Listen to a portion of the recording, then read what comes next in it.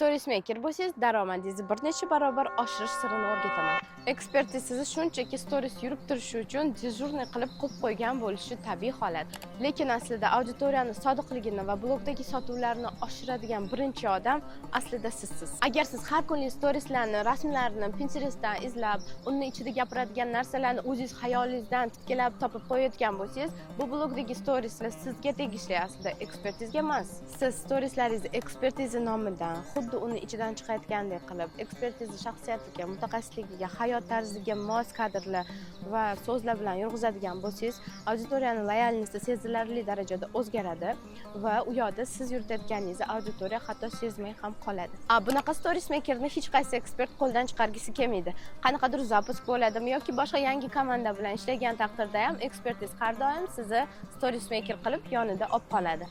Mutaxassis bilan uzoq muddat ishlash uchun, daromadingizni oshirish uchun, bozorda talabgir stories maker bo'lish uchun sizga raspakovka yordam beradi. Raspakovkani hamma imkoniyatlaridan foydalanib stories yurg'izadigan bo'lsangiz, marra sizniki. Men siz uchun raspakovka haqida bepul darslik tayyorlaganman. Shu darsni ko'rish uchun izohlarda plyus qoldiring.